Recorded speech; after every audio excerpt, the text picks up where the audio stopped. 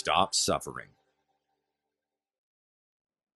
எல்லோருக்கும் இனிய மாலை வணக்கம். இது உங்கள் கவலைப்படுவதை நிறுத்துங்கள் நிகழ்ச்சி யூனிவர்சல் ஆலயத்திலிருந்து நீங்க பார்ப்பதை போல இன்றைக்கு நாங்கள் மீண்டும் ஒன்றிணைந்திருக்கிறோம். இந்த விசுவாசமான நிகழ்ச்சியிலே விசுவாசத்தின் வார்த்தையை உங்களுக்காக கொடுக்கும்படி நண்பர்களே, ஒவ்வொரு தடவை நான் சொல்வதை போல இது வெறும் ஒரு நிகழ்ச்சி மாத்திரமல்ல. நீங்கள் ஒரு ஜப ஆலோசனையாய் அல்லது வார்த்தையாய் ஜபத்தை பெற்றுக்கொள்ளும்படி சாதாரணமாய் இதில் கலந்து கொள்ளும்படியாக அல்ல, மாறாக யார் நீங்கள் மரணத்தினுடைய தருவாயில் இருக்கிறீர்களோ, யார் நீங்கள் விழத்தள்ளப்பட்ட ஒரு நிலைமையில் இருக்கிறீங்களோ, யார் நீங்கள் போராட்டத்துக்குரிய ஒரு நிலைமையில இருக்கிறீங்களோ, சுருக்கமாய் யாருடைய வாழ்க்கை கவலையிலும் கண்ணீரிலும் இருக்கிறது, நீங்க படுகுழியிலே விழ தள்ளப்பட்ட ஒருவராய் உங்களை பார்த்து கொண்டிருந்தால் இந்த நிகழ்ச்சி வேறுடைய ஆவி தாமே உங்களுக்காய் கொடுக்கிற வாய்ப்பு. நீங்கள் எந்த இடத்திலிருந்து நிகழ்ச்சியை பார்த்து கொண்டிருந்தாலும் அங்கே அந்த இடத்திலே கர்த்தர் உங்கள் சூழ்நிலையை மாற்ற விரும்புகிறார். ஏனென்றால் இதுதான் இஸ்ரவேலருடைய சூழ்நிலை. எகிப்திலே 430 வருஷ அடிமைத்தனம். தேவன் சீனாய் மலையில இறங்கியது வெறும் ஒரு வரலாற்று காரியத்துக்காக அல்லது வார்த்தையிலே பதிப்பதற்காக அல்ல. அந்த நாளில் நடந்த சம்பவம் வார்த்தையிலே சொல்லப்பட்டுகிறது. ஆனால் கர்த்தர் அந்த நாளிலே சீனாய் மலையில் இறங்கியதற்கான காரணம் அவருடைய ஜனங்களுடைய உபத்திரவத்தை அவர் பார்த்தார். அவர் ஜனங்களுடைய கஷ்டத்தை தேவன் பார்த்தார். அவர்களுடைய கூக்குரலை தேவன் கேட்டார். அவர்கள் வேதனைகளை தேவன் அறிந்தார். எனவேதான் இந்த நிகழ்ச்சி, நீங்கள் யார் வேதனையில் இருக்கிறீங்களோ, பரிதவிப்பில் இருக்கிறீங்களோ, ஒரு மோசமான நிலைமையில இருக்கிறீங்களோ, கர்த்தர் உங்கள் சூழ்நிலையை பார்க்கிறார். நான் இதுதான் விசுவாசிக்கிறேன், நம்புகிறேன். பாஸ்டர் பிரகதீஷ். கண்டிப்பா பாஸ்டர். ஜனங்க தேவனிடத்துல இது போல வந்தாங்கன்னா நிச்சயமாய் ஜனங்க நீங்க உங்களுடைய வாழ்க்கை மாறப்படும். தேவனுடைய பீடத்து முன்பாக நீங்க உங்க முழுமை எப்போ நீங்க தரீங்களோ, தேவன் நிச்சயமா எப்படி சீனான மனை மீதாக இறங்கி ஜனங்களுடைய வாழ்க்கை மீதாக விடுதலை ஏற்படுத்தினாரோ, உங்களுடைய வாழ்க்கையில் இருக்க எல்லா விதமான கவலைகள், பிரச்சனைகள் அவர் நிச்சயமாய் உங்களுக்கான விடுதலை நிச்சயமாய் தர முடியுங்க பாஸ்டர். அதான் நம்ம மக்களுக்கு சொல்லிட்டு இருக்கிற பிரகாரம் இது வெறும் ஒரு ஒரு நிகழ்ச்சியினுடைய தொகுப்பு கிடையாது. இந்த நிகழ்ச்சி அவங்களுக்கான வாய்ப்பு, அவங்களுடைய கவலை, அவங்களுடைய கண்ணீர்கள் கண்டிப்பா துடைக்கப்பட முடியும். எனவேதான் இந்த நேரம் நான் விரும்புகிறேன் நீங்க இந்த வீடியோ பார்க்கும்படி. மிக சரியா அந்த இடத்தில் நடந்த சம்பவம் என்ன, ஜனங்களுடைய பரிதவிப்பு என்ன, கர்த்தர் எப்படிப்பட்ட விதத்துல தம்முடைய கரத்தை தம் ஜனங்களுக்காக நீட்டினார்.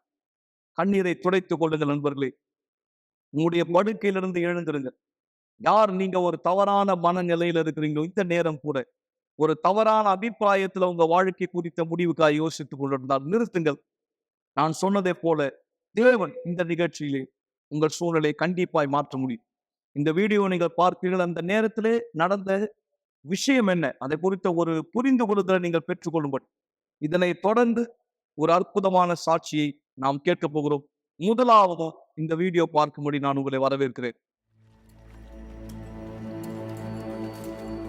430 வருடங்கள் கழித்து எகிப்தை விட்டு வெளியேறின ஜனங்கள், இவர்களைப் போல அதிசயத்தை வேறு யாரும் முன்பும் பின்பும் பார்க்கவில்லை. எகிப்திற்கு வந்த பாதைகள் நெருப்பு தூணுமாய் காற்று தூண் மூலமாக செங்கடல் அவர்களுக்காய் திறக்கப்பட்டது. எகிப்தியர்களுக்காய் அது மூடப்பட்டது. 40 நாள் 40 இரவு அது போதுமானதாயிருந்தது. அவர்கள் தேவனை மறந்து போனார்கள்.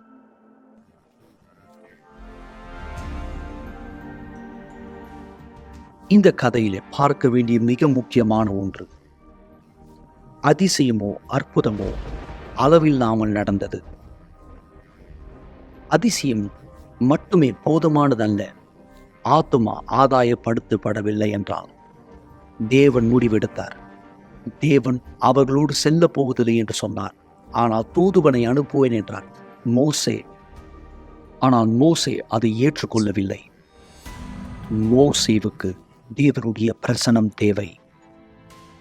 மோசேவுக்கு நன்றாய் தெரியும் இந்த பாதை மிக கடினமாயிருக்கும். தேவனுடைய பிரசனம் இல்லாமல் அவர்களாய் அந்த இடத்திலே செல்ல முடியாது. எனவேதான் அதை ஏற்றுக்கொள்ளவில்லை. அப்போது அவன் அவரை நோக்கி, உம்முடைய சமூகம் என்னோடு செல்லாமல் போனால் எங்களை இவ்விடத்தில் இருந்து கொண்டு போகாதிரும். இதுதான் ஒருவருக்குள்ள இருக்கக்கூடிய எதிர்ப்பாய் வெளிப்பட வேண்டும். பரிசுத்த ஆவி இல்லாதவர் மீது இந்த எதிர்ப்பை தேவன் பார்த்து கொண்டிருக்கிறார். ஒரே ஒரு விஷயம் மட்டுமே, இந்த பாதையிலே உங்களுக்கு தேவனுடைய பிரசனம் தேவை என்று மோசே தேவனுடைய முடிவை மாற்றினார். அப்போது கர்த்தர் மோசேவை நோக்கி, நீ சொன்ன இந்த வார்த்தையின்படியே செய்வேன். அவர் சொன்னார், நான் உன்னை பெயர் சொல்லி அழைத்தேன்.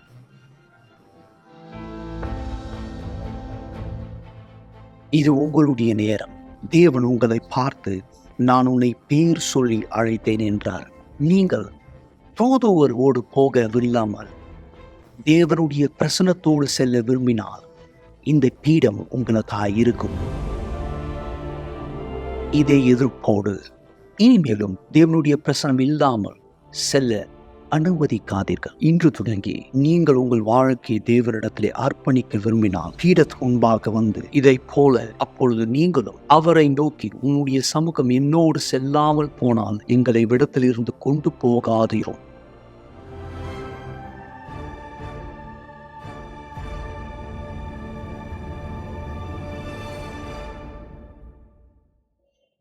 ஜனங்களை, நீங்க இந்த வீடியோ பார்த்தது போல ஜனங்க எந்த அளவு கஷ்டப்பட்டாங்க இஸ்ரவேல் ஜனங்க. தேவன் அவங்களுக்காக உதவி செஞ்சார். அவங்களுடைய பாடுகள்ல இருந்து, அவங்களுடைய கஷ்டங்கள் தேவன் விடுதலை கொடுத்தார். ஏன் ஜனங்க தேவனுடைய வார்த்தை கேட்காதனாலதான் அவங்க தன்னுடைய வாழ்க்கையில எது போல காரியங்களை பார்க்க முடியல. நீங்க தேவனுக்காக வாய்ப்பு கொடுத்தீங்கன்னா, ஒரு வாய்ப்பு இந்த நிகழ்ச்சியில நீங்க தேவனுக்காக கொடுத்தீங்கன்னா, நிச்சயமாய் உங்க வாழ்க்கை சூழல் மாறும். மாற முடியாதுன்னு கிடையவே கிடையாது. தேவன் எல்லா நேரத்திலுமே நமக்காக உதவி செய்ய தயாரா இருக்கிறார். இப்ப நீங்க பார்க்க போகிற சாட்சி மூலியமாய் இன்னும் அதிகமா தெரிந்து கொள்வீங்க. எப்படி உங்க வாழ்க்கையா எப்படி அவங்களுடைய வாழ்க்கை மாறிடுச்சு, அவங்க என்ன பண்ணாங்க, தன்னுடைய வாழ்க்கை சூழ்நிலை மாறப்பட நீங்க இதை சாட்சி பார்ப்பது மூலியமாய் இன்னும் அதிகமாய் நீங்க தெரிந்து கொள்வீர்கள் ஜனங்களை.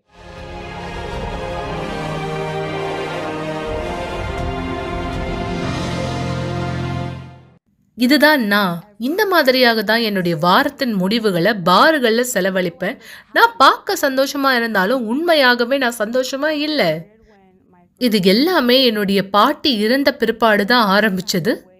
இன்னும் உங்களுக்கு தெளிவா சொல்லணும்னா, அவங்க மறிச்சதுனால என்கிட்ட இருந்த எல்லாவற்றையும் நான் இழந்தேன். பண ரீதியா, பொருள் ரீதியா எல்லாமே என்னை விட்டு போயிடுச்சு. என்னுடைய தாயார் எங்களை கவனிக்கிறதுக்கு ரொம்பவும் கஷ்டப்பட்டாங்க. என்னோடு சேர்த்து எனக்கு 3 சகோதரிகள். என்னையும் எங்க தாத்தாவையும் ஒரு தனி தாயா எங்களை பார்த்துக்கிறதுக்கு ரொம்பவும் கடினமா இருந்தது. அவங்க எல்லாவற்றையும் பார்த்துக்கிட்டு போதை பழக்கத்துக்கும் அடிமையா இருந்தாங்க. அது ரொம்பவும் கடினமா இருந்தது எனக்கு. நான் அந்த தருணம் பல்கலைக்கழகத்துக்கு சென்று கொண்டிருந்தேன்.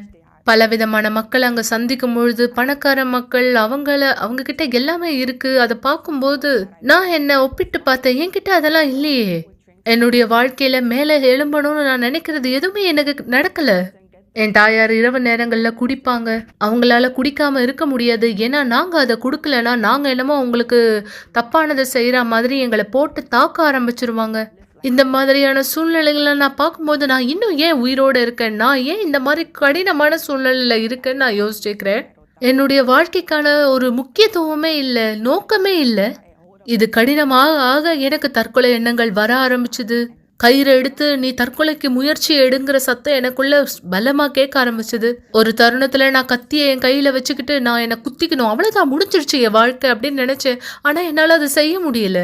நான் காலேஜுக்கு போகிற தருணத்துல தான் எங்க அம்மா என்னுடைய தங்கச்சிங்களெல்லாம் கூட்டிக்கிட்டு பாம்பேல இருந்து வெளியேறினாங்க. நான் எங்க தாத்தாவோட ஸ்வான்ல இருந்தேன். நான் அதனால வீட்டுல இருந்தாகணும், என்னுடைய தாத்தாவை பார்த்துக்கணும். எங்க அம்மா ஆரம்பிச்ச ஒரு சின்ன வியாபாரத்தை நானும் பார்த்துக்க வேண்டிய சூழ்நிலைக்கு தள்ளப்பட்டேன். காலேஜுக்கு போகணும், எங்க தாத்தாவை பார்த்துக்கணும், வியாபாரத்தை கவனிச்சுக்கணும், அவருக்கு உணவு அளிக்கணும். அந்த மாதிரியான தருணத்துல தான் நான் வெளியே போறது, குடிக்கிறது, வெளியே சுத்துறது. ஏன்னா இதுதான் என்னுடைய வாழ்க்கைன்னு நான் நினைக்க ஆரம்பிச்சிட்டேன். நான் ஸ்வாகுவாம்ல இருக்கிற காரணத்தினால என்னுடைய வாழ்க்கையில பிரச்சனை இருக்காது, எந்த கடினமும் இருக்காதுன்னு நான் நினைக்க ஆரம்பிச்சேன். நான் இங்க வந்த பிற்பாடு எனக்கு உணவு கிடைச்சது. என்னுடைய அம்மாவுடைய கணவர் எனக்கு எல்லாவற்றையும் கொடுக்க ஆரம்பிச்சார். ஒருவேளை நான் என்னுடைய வீட்டுக்கு திரும்பி போறேன்னா எனக்குள்ள வெறுமைத்தன்மை இருக்கும், பயமானது இருக்கும், என்னை புறக்கணிக்கிறாங்கன்னு ஒரு தோணும். எனக்கு தற்கொலை எண்ணங்கள் கூட வர ஆரம்பிச்சிருக்கும். நான் இங்க வந்த பிற்பாடு என்னுடைய தாயார் வியாதி அடைஞ்சாங்க. அவங்களுக்கு முடக்கவாதம் ஏற்பட்டுச்சு. அந்த தருணத்துல தான் நான் கர்ப்பம் தரிச்சேன்.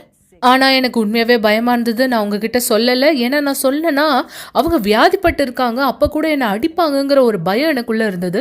ஏன்னா எனக்கு முன்பாக அவங்களோட பல கெட்ட அனுபவங்கள் இருக்கு. நான் கர்ப்பமா இருக்கேன்னு எனக்கு தெரியும். 4 மாசம் அதை நான் எல்லார்கிட்ட இருந்தும் மறைச்சு வச்சிருந்தேன். நானும் என் கணவரும் அந்த சமயத்துல டேட்டிங் செஞ்சு கொண்டு இருந்தோம். என் குடும்பத்தாருக்கு தெரியாது. அதன் பிற்பாடு என்னால மறைக்க முடியல. நான் சொல்லிதான் ஆகணுங்கிற சூழ்நிலைக்கு தள்ளப்பட்டேன். நான் எல்லா நேரத்துலயும் என் தாயார்கிட்ட இருந்து இதை மறைக்க நினைக்கும் போது நான் அழ ஆரம்பிப்பேன். என்னுடைய வயிற்றை மறைச்சுப்பேன். ரொம்ப கஷ்டமா இருக்கும் எனக்கு. உண்மையாவே எனக்கு என்ன சொல்றது, எப்படி சொல்றது, என்ன செய்யறது, எனக்கு ரொம்பவும் குழப்பமா இருந்தது. இது எப்படி இருக்குன்னா, இவ்வளவு நாள் நான் அவங்கள சார்ந்து இருந்தேன். இப்ப எனக்குள்ள ஒரு பையன், எனக்குள்ள ஒரு குழந்தை இருக்கு, நான் பாத்துக்க போறேன்னு நினைக்கும் போது எனக்கு ரொம்பவும் கடினமா இருந்தது. அதன் பிற்பாடு எங்க அம்மா ஃபேஸ்புக் மூலமா தான் ஆலயத்தை தெரிஞ்சுக்கிட்டாங்க. அது கோவிட் சமயமா இருந்தது. அந்த தருணத்துல எல்லா ஆலயங்களும் மூடப்பட்டு இருந்தது. அவங்க வியாதிப்பட்டு இருந்த சமயம். அவங்க உதவிக்காக நாடி கொண்டு இருந்தாங்க. அவங்க மருத்துவமனைக்கு சென்றாங்க, மெடிக்கல் ஷாப்புக்கு சென்றாங்க. ஏதாவது ஒரு இடத்துல உதவி கிடைக்கும்னு நினைச்சாங்க. ஆனா எங்கேயுமே உதவி கிடைக்கல. அதன் பிற்பாடு அவங்க கடைசியா ஆலயத்தை கண்டடைஞ்சாங்க. அப்படியாக தான் எல்லா பிரச்சனைக்கும் முடிவானது வந்தது. எனக்கு தெரிஞ்ச வரைக்கும் நாங்க சின்ன வயசுல இருந்து நான் கத்தோலிக்க குடும்பத்தை சேர்ந்த பெண்ணா தான் இருந்தேன். நாங்க கத்தோலிக்க முறையை தான் பின்பற்றிட்டு இருந்தோம். எங்க அம்மா கத்தோலிக்க ஆலயத்துக்கு தான் சென்றுகிட்டு இருந்தாங்க. நான் என்னதான் ஆலயத்துக்கு போயிட்டு இருந்தாலும் அதே கடினம், அதே பிரச்சனை எல்லாவற்றையும் நான் சந்திச்சு கொண்டுதான் இருந்தேன். ஆனா நான் எப்போ இங்க வந்தேனோ நான் வித்தியாசத்தை பார்க்க ஆரம்பிச்சேன். உதாரணத்துக்கு முதல் கூட்டத்துல உண்மையாவே நான் வித்தியாசத்தை உணர்ந்தேன். நான் சென்று கொண்டிருந்த எல்லா ஆலயத்தை காட்டிலும் இங்க வித்தியாசத்தை உணர்ந்தேன். மேலும் இந்த இடத்துல தேவனுடைய விருப்பம் இருக்குங்கிறத நான் தெரிஞ்சு கொண்ட போது உண்மையாவே என்னை நேசிக்க ஆரம்பிச்சேன். இந்த இடத்துல என்ன சொல்றாங்களோ அது எனக்கு எல்லாமே தெளிவா புரிய ஆரம்பிச்சது. நான் ஆலயத்தை தொடர்ந்து வந்து தொடர் சங்கிலி ஜபத்துல கலந்து கொண்ட போது என் குடும்பத்துல தான் நான் முதல் மாற்றத்தை பார்க்க ஆரம்பிச்சேன். நானும் என் தங்கச்சிகளும் ஒரு பொழுதும் ஒன்னா இருந்ததே கிடையாது. நானும் என் அம்மாவும் ஒரு நாளும் உட்காந்து பேசினது கிடையாது. ஆனா நான் ஆலயத்துக்கு வந்த பிற்பாடு என் குடும்பத்துல நான் சமாதானத்தை பார்க்க ஆரம்பிச்சேன். நாங்க ஒன்றிணைந்து உட்காந்து பேசுறோம், ஒன்றிணைந்து சாப்பிடுறோம். இனிமேலும் சண்டைகள்லாம் கிடையாது. நான் ஒரு பொழுது பரிசுத்த ஆவியானவரை பத்தி கேள்விப்பட்டதே இல்லை. ஆனா நான் எப்பெல்லாம் சாட்சிகளை பாக்குறேனோ அப்பெல்லாம் எனக்கு பரிசுத்த ஆவியானவரை வேணுங்கிறது எனக்குள்ள தோண ஆரம்பிச்சது. நான் 2 வருஷ காலமா ஆலயத்துக்கு வந்து கொண்டிருக்கேன். ஏன்னா எனக்குள்ள பரிசுத்த ஆவியானவரை பெற்றுக்கொள்ளணும். ஏன்னா என்னுடைய பண வாழ்க்கை மாறியாச்சு. என்னுடைய தாயார் குணமாயிட்டாங்க. என்னுடைய குடும்பம் ஆசீர்வதிக்கப்பட்டிருக்கு. நான் ஆசீர்வாதமா இருக்கேன். ஆனாலும் எனக்குள்ள ஒரு விஷயம் தவறப்பட்டு கொண்டு இருக்கு. அவர் தான் பரிசுத்த ஆவியானவர். அந்த தருணத்துல ஆலயம் பாம்பேல வந்தது. நான் அந்த இடத்துல இருந்தேன். நான் சுற்றி இருக்க மக்களுக்கு உதவி செஞ்சுட்டு இருந்தேன். அந்த தருணத்துல அந்த ஈவெண்ட்ல மக்கள் அசுத்தத்தினால வெளிப்பட ஆரம்பிச்சாங்க. அந்த தருணம் நான் என் மேலேயே கோவப்பட்ட, மக்கள் மேல இல்ல, என் மேல. நான் ரொம்ப நாளா ஆலயத்துக்குள்ள இருக்கேன். என்னை பத்தி மக்கள் என்ன நினைக்கிறாங்கிறதுக்கு முக்கியத்துவம் கொடுத்தேன். தேவன் என்ன நினைக்கிறாருங்கிறத கொடுத்து இல்ல. இந்த ஆவி அப்போ அந்த தருணம் என்கிட்ட இருந்திருந்ததுன்னா நான் கேமராவுக்கு பின்னாடி நின்று இருக்க மாட்டேன். எனக்கு கேமராவுக்கு பின்னாடி நிக்க இஷ்டம் இல்லை. நான் அந்த இடத்துல போய் மக்களுக்கு உதவி செய்யணும்னு நினைச்சேன். அந்த காரணத்தினாலதான் எனக்கு என் மேலேயே கோபமா இருந்தது. நான் இஸ்ரவேல் சிறப்பு நிகழ்ச்சியில மக்கள் எப்படி சாட்சி கொடுக்குறாங்க, அவங்க எப்படி பண்ணாங்கிறத நான் பார்த்தேன். அதன் பிற்பாடு நான் அந்த சிறப்பு நிகழ்ச்சியை செஞ்சேன். அவங்க எப்படி அந்த சிறப்பு நிகழ்ச்சியை செஞ்சாங்க, தேவன் எப்படி மெதுவாக வேலை செஞ்சாரு, அவங்களுடைய ஜெப விண்ணப்பம் எப்படி இருந்தது, அது என் கவனத்தை ஈர்த்தது. அதனால நானும் அந்த சிறப்பு நிகழ்ச்சியை முழு பலத்தோடு செஞ்சேன். இந்த சிறப்பு நிகழ்ச்சி மூலமா நான் தேவனுடைய கவனத்தை ஈர்க்க ஆரம்பிச்சேன். நான் செஞ்ச கடைசி சிறப்பு நிகழ்ச்சி என்னுடைய பரிசுத்த ஆவியானவரை பெற்றுக்கொள்றதுக்காக. இந்த தியாகத்தின் நாள்ல நான் பராமரிப்பு குழுவுல இருந்தேன். இந்த சிறப்பு நிகழ்ச்சியில தேவன் என்கிட்ட முழு மாத சம்பளத்தை எல்லாவற்றையும் கேட்டாரு. நான் கொடுக்க விரும்பலதான். உண்மையா சொல்லணும்னா என்னுடைய பையனுடைய பிறந்த நாளானது நெருக்கமா இருந்துச்சு. அவனுக்கு நான் ஏதாவது செய்யணும்னு நினைச்சேன். இன்னும் சொல்லணும்னா அந்த தருணம் என்னுடைய கணவர் வேலை எதுவும் செய்யாம இருந்தாரு. அந்த தருணத்துல எல்லோருமே நாங்க என்னுடைய சம்பளத்தை தான் நாங்க சார்ந்து இருந்தோம். இருந்தாலும் தேவன் என்னிடத்துல உன்னோட முழு மாத சம்பளத்தை தியாகமா கொடுன்னு சொல்லும் போது நான் கீழ்ப்படிஞ்சேன். நான் கொடுத்தேன், எல்லாவற்றையும் கொடுத்தேன். மேலும் ஒரு விஷயத்த நான் செய்ய வேண்டியதா இருந்தது. என்னுடைய கணவரை அர்ப்பணிக்கணும். அவர் மாறணும்னு நான் முழு கவனம் செலுத்தினேன். ஆனா நான் எப்படி இருக்கேங்கிறத கவனிக்கல. நான் எப்போதும் நீங்க இத விடணும், நீங்க இத மாத்திக்கணும், இத விடுங்க அப்படின்னு சொல்லுவேன். ஆனா நான் என்ன செய்யணும்னு நான் இதுவரைக்கும் பார்க்காம இருந்துட்டேன். இன்னும் அதிகமா சொல்லணும்னா நான் ஒரு மத சார்பான பெண்ணா தான் இருந்தேன். ஆலயத்துக்கு வர்றது, கூட்டத்துல கலந்துக்கிறது, சிபிசில ஹெல்ப் பண்றது, ஜபிக்கிறது, ஊழியத்துக்கு போறது, ஆலயத்தை சுத்தம் செய்யறது. நான் இவ்ளோ செய்யும்பொழுதும் அதெல்லாம் நடக்கல. ஆனா தேவன் என்கிட்ட ஒரு விஷயத்த கேட்டாரு. அத செய்யும்பொழுது அது நடக்க ஆரம்பிச்சது. என்னுடைய பெருமை தான் என்னுடைய தங்க கன்றுக்குட்டியா இருந்தது. நான் என்னுடைய பெருமைய தேவனுக்கு முன்பாக வச்சிருந்தேன். தேவன் என்னை பத்தி என்ன நினைக்கிறாருங்கிறத விட மத்தவங்க என்னை பத்தி என்ன நினைக்கிறாங்கங்கிறதுக்கு நான் அதிக முக்கியத்துவம் கொடுத்தேன். அதன் பிற்பாடு ஒரு ஞாயிற்றுக்கிழமை நான் அழகான உடையில போனேன். நானே என்னை சரிப்படுத்திக்கிட்டேன். நான் அழகான உடையில சென்றிருந்தேன். ஏன்னா அன்னைக்கு நான் திருவிருந்துக்கு போறேன். ஆண்டவருடைய பந்தியில இருக்க போறேன். நான் கூட்டத்துல கலந்துகிட்டேன். ரொம்பவும் கவனமா பரிசுத்த ஆவியானவரை தேடினேன். ஆண்டவரே, நான் எப்படி வந்தேனோ அதே மாதிரி திரும்பி போக என்ன அனுமதிக்காதீங்கன்னு அவர் இடத்துல கூக்குரலிட்டேன். இதுக்காக தான் நான் ரொம்ப நாளா காத்துக்கிட்டு இருக்கேன். நான் வித்தியாசமா இருக்க விரும்புறேன்னு சொன்னேன். அது அழகான தருணமா இருந்தது. அந்த தருணம் எனக்கு இன்னமும் நினைவு இருக்கு. நான் அந்நிய பாஷைய பேச ஆரம்பிச்சேன். என் தேவனே, எனக்கு இது நடக்குதா? எல்லா மக்களை காட்டிலும் எனக்கு உங்களுடைய ஆவி கிடைக்குதா? ஆமா, அது ஒரு அற்புதமான தினம். அது உண்மை. பரிசுத்த ஆவியானவர் உண்மை. என்னை சுற்றி எப்பொழுதும் தேவனும் அவருடைய தூதர்களும் இருக்காங்க. என்னுடைய பண வாழ்க்கை முன்னேற்றத்துல இருக்கு. எனக்கு ஆசீர்வதிக்கப்பட்ட குடும்பமானது இருக்கு. எல்லாமே ஆசீர்வாதமா இருந்தது. நான் எதை தவற விட்டுட்டு இருந்தேனோ அன்னைக்கு அது எனக்கு கிடைச்ச போது எல்லாவற்றையும் நான் பெற்றுக்கொண்டேன். இது வரைக்கும் நான் எதை தேடிக்கிட்டு இருந்தேனோ அன்னைக்கு அதை பெற்றுக்கொண்டேன். அதுதான் தேவனுடைய பிரசனம் எனக்குள்ளாக. அந்த ஞாயிற்றுக்கிழமையில இருந்து என்னுடைய சிந்தனை, என்னுடைய பார்வை எல்லாமே மாற ஆரம்பிச்சது. என்னால ஒரு விஷயத்த உறுதியா சொல்ல முடியும். நான் எப்பொழுதும் தேவனோடு தொடர்புல இருக்கேன். நான் பாத்திரத்தை கழுவலாம், நான் வேலை செய்யலாம், ஆனா என்னுடைய சிந்தனை எப்பொழுதும் தேவன் மீதே இருக்கு. இனிமேலும் நான் பதட்டம் அடைஞ்சு அழ வேண்டிய அவசியம் இல்ல. ஏன்னா நான் ரொம்ப ரொம்ப ரொம்ப ரொம்ப சந்தோஷமா இருக்கேன். இப்போ நான் தான் மற்றவங்களை எப்பொழுதும் ஊக்கப்படுத்தி கிளப்புக்கு கூட்டிட்டு போறது, ட்ரக்ஸுக்கு கூட்டிட்டு போறதுன்னு இருப்பேன். நான் தான் அந்த தவறு செய்ய இழைப்பேன். ஆனா இப்போ நான் தேவனுக்காக மக்களை ஊக்கப்படுத்தக்கூடிய நபரா இருக்கேன். நான் இப்போ எதுக்காக வருத்தப்படுறேன்னா, நான் போன சிறப்பு நிகழ்ச்சியில எல்லாம் நான் சரியா செய்யாத போயிட்டேனேன்ட்டு நான் யோசிக்கிறேன். அவர் என்ன கேட்டாருன்னு அது கொடுக்கலையே. இப்போ எனக்கு தெரியும். இப்போ ஒருவேளை எனக்கு தெரிஞ்சிருந்ததுன்னா நான் அதை அப்பவே கொடுத்துருப்பேன். என் பையனுக்கு 2-3 வயது தான் ஆகுது. ஆனாலும் நான் அவனை போதகரை ஆக்குறதுக்காக விரும்புறேன். எனக்கு தெரியும், எனக்கு அழுக வருது. அவன் வாலிப வயது வரும்பொழுது அவன் கண்டிப்பா தேவனுடைய பீடத்துக்கு வருவான். எனக்கு தெரியும். அவன் என் கூட 14 வருஷம் இருந்தாலும் போதும். ஆனா அவன் பீடத்துக்கு நோக்கி போறதுதான் சிறந்தது.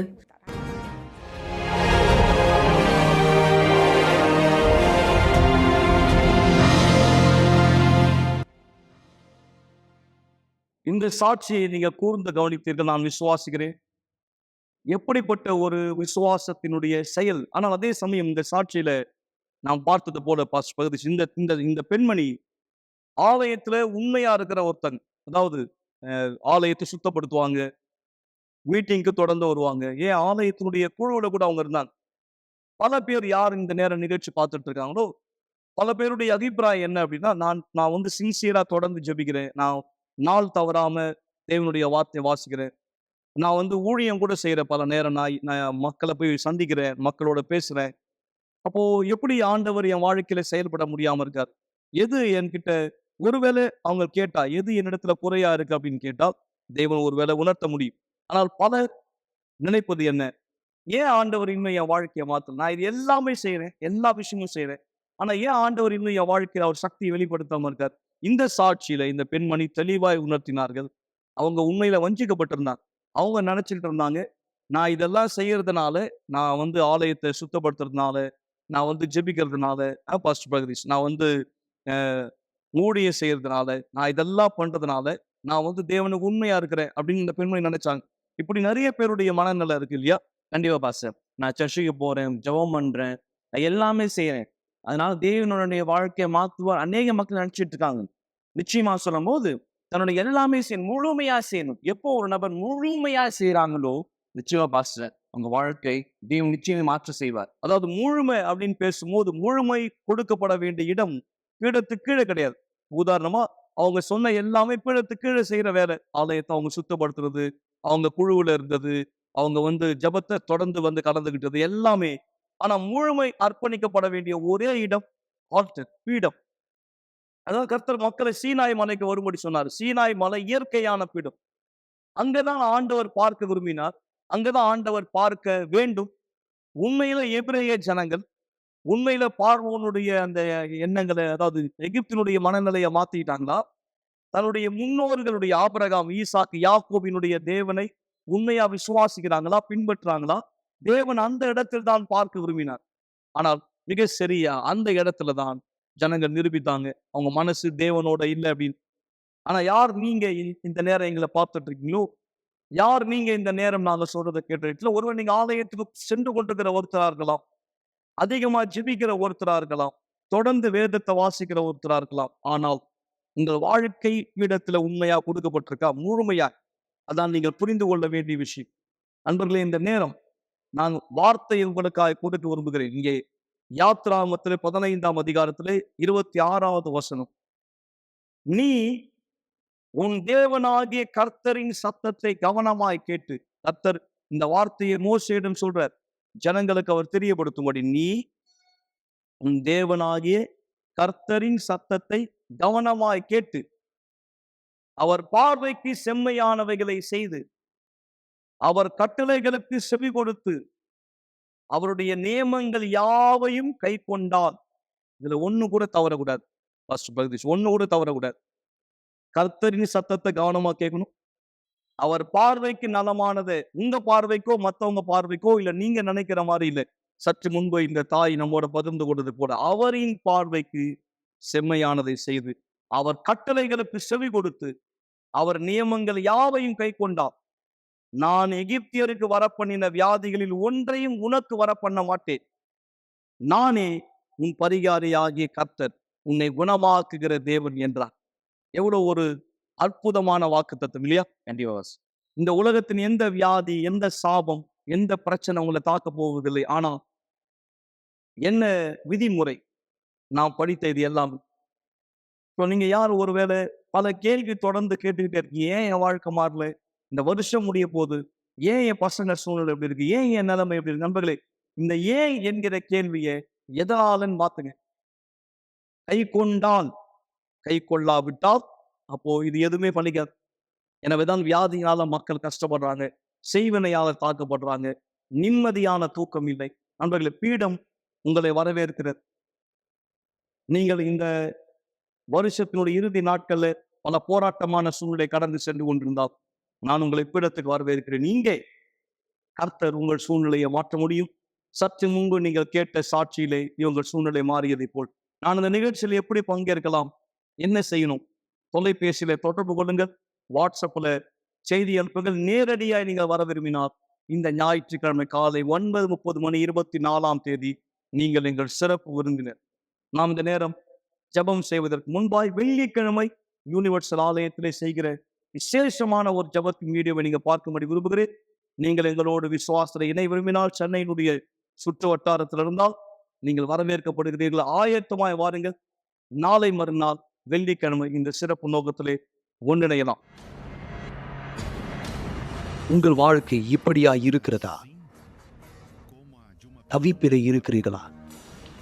கடன், திருமண வாழ்க்கை சந்தோஷம் இல்லை, வியாதியோடு, மனக்கவலையோடு, சந்தோஷம் இல்லாமல், பயத்தோடு, சந்தேகத்தோடு இருக்கிறீர்களா? உங்களுக்காக முதல் முறையாக அபிஷேகம் செய்த எண்ணெயை உங்களுக்காய் கொண்டு வருகிறோம். பிலதெல்பியா என்கிற ஆலயத்தில் கொண்டு வரப்பட்ட எண்ணெய் உள்ளவரும் சத்திய உள்ளவரும் தாவீது திறவுகோலை உடையவரும் ஒருவர் பூட்டக்கூடாதபடிக்கு திறக்கிறவரும் ஒருவர் திறக்கக்கூடாதபடிக்கு பூட்டுகிறவர் சொல்லுகிறவதாவது, விசுவாசத்தோடு ஒரு ரோஜாவை உங்களுடைய கரத்தில் கொண்டு வாருங்கள். விசுவாசத்தினால் அந்த ரோஜா பூவை எங்கே வைப்பீர்களோ எல்லா கதவுகள் திறக்கப்பட வேண்டும் என்பதற்காக விசுவாசத்தினால் தேவனை நோக்கி நாம் கேட்போம்.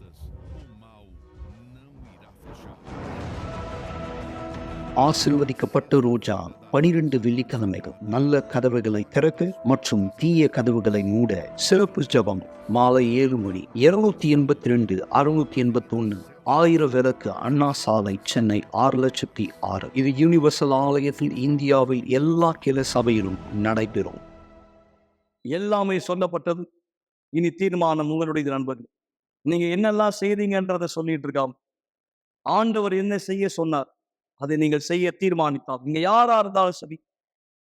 இருந்தாலும் சரி மீண்டும் சொல்லுகிறேன், கண்டிப்பா உங்கள் வாழ்க்கை மாற முடியும். இந்த ஜெபத்தின் நேரம் நம்ம ஆயத்தப்படுத்தலாம்.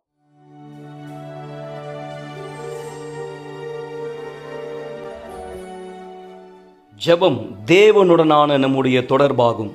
நீங்கள் சாட்சிகளை பார்த்தீர்கள், நீங்கள் வார்த்தையை கேட்டீர்கள். ஆனால் இப்பொழுது தயவு செய்து கண்களை மூடியிருங்கள். ஜெப நேரத்திற்காய் நாம் நம்மை ஆயத்தப்படுத்திக் கொள்ளலாம்.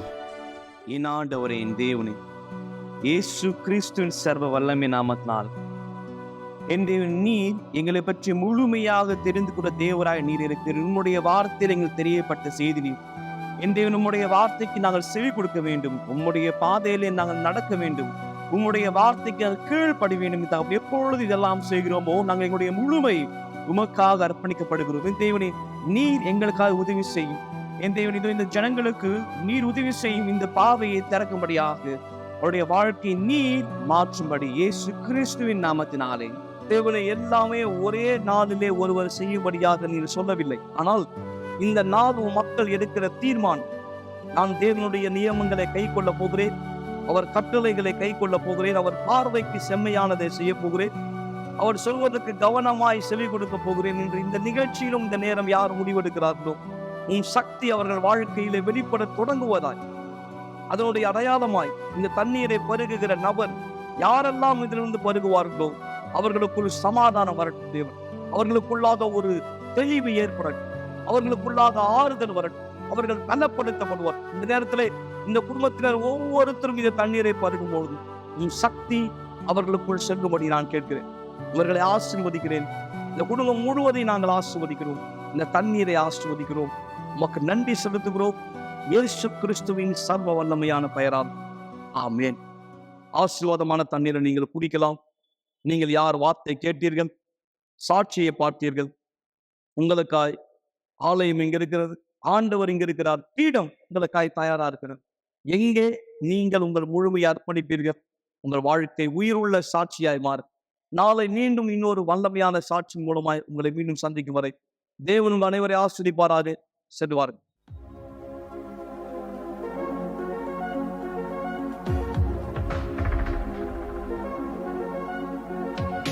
ராஜரீகமாய் ஆளும் ராஜனை மகிழ்ந்து பாடுவோம் ஒளி தன் ஆடையாய் நம் தேவன் ஆழ்கின்றார். இருள் நடுங்குமே மகா சிவனை பாடுவோம், மகா சிவனை காணுவோம். மகா நம் தேவன் காலம் யாவுமே அவர் என்றும் ஆழ்கின்றார். ஆதி அந்தமாய் மூவொரு தேவன், தந்தை ஆவி சுதன் ஆட்டுக்குட்டியாய் ராஜசிங்கமாய் மகா தேவனை பாடுவோம். மகா தேவனை பாடுவோம். மகா நம் தேவன் மகா தேவனை பாடுவோம். மகா தேவனை பாடுவோம். கவலைப்படுவதை நிறுத்துங்கள் என்ற நிகழ்ச்சியை பார்த்து கொண்டிருப்பதற்கு மிக்க நன்றி. கூட்டம் முடிந்த பிற்பாடும் நீங்கள் எங்களை தொடர்பு கொள்ளலாம். மறந்து விடாதீர்கள், எங்களுடைய எண் 938463 383738. நன்றி.